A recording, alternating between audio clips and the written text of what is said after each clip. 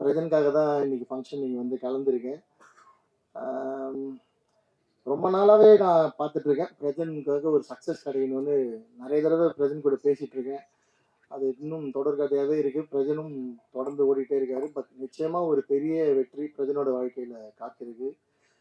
அந்த நாளுக்காக வெயிட் பண்றேன். இந்த படம் நல்ல டைட்டில் சேவகர். பிரஜன் வந்து தெரியுமா தெரியல எல்லாருக்கும். அர்ஜுன் சாரோட பெரிய ஃபேன்.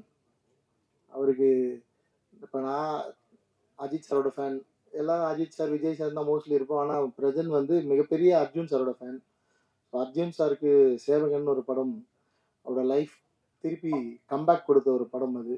ஸோ அந்த மாதிரி ஒரு டைட்டில் அந்த ரிலேட்டட் டைட்டில் எடுத்திருக்காரு.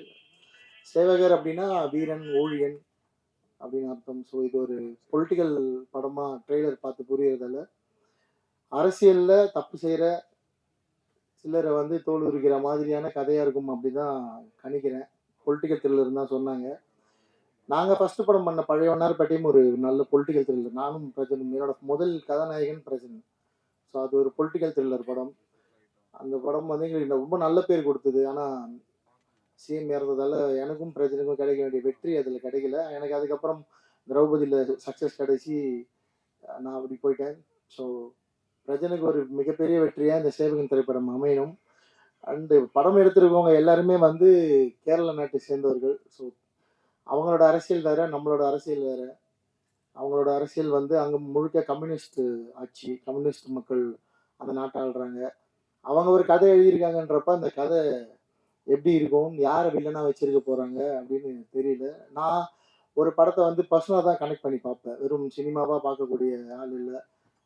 என் படமும் அப்படிதான் பிரதிபலிக்குது. என் படத்துல வர கேரக்டர்ஸ்லாம் நீங்க எப்படியாவது ஐடென்டிஃபை பண்ணிடுறீங்க. இவங்கள மாதிரி சித்தரிச்சிருக்காரு. அப்படிதான் எனக்கு பெரிய பிரச்சனையா இருக்கு ஒரு தடையும். ஆனா எனக்கு அப்படிதான் சினிமா பார்த்து பழக்கம் சின்ன வயசுல இருந்து. எல்லா படத்துல வர கேரக்டர்ஸும் நிஜ வாழ்க்கையில இவங்க யாரா இருப்பாங்க, இவங்க எப்படி இருப்பாங்கன்னு தேடி தேடி அப்படி பார்த்தே பழகிட்டது. எந்த மொழியில படம் பார்த்தாலும் அதை பத்தி தேடி படிச்சு புரிஞ்சுப்பேன். ஸோ அந்த மாதிரி இந்த படம் தமிழ்நாட்டில் இருக்க கம்யூனிஸ்ட் கட்சியை பத்தி ஏதாவது பேச போதா, இல்லைன்னா கேரளா கம்யூனிஸ்ட் அந்த அரசியல் பேச போதா அப்படின்னு படம் பார்த்து தெரிஞ்சுக்க ஆர்வமா வெயிட் பண்றேன்.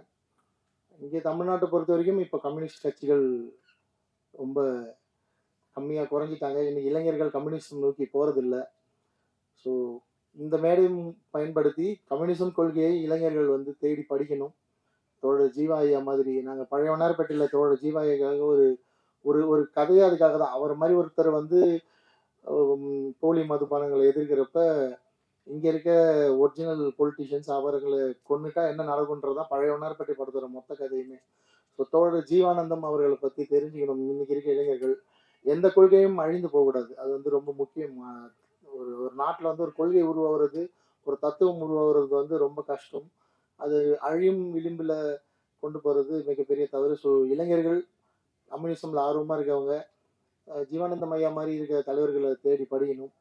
அது வந்து ரொம்ப முக்கியம். இந்த நேரத்தில் அதை நான் திரும்ப சொல்லிக்கிறேன்.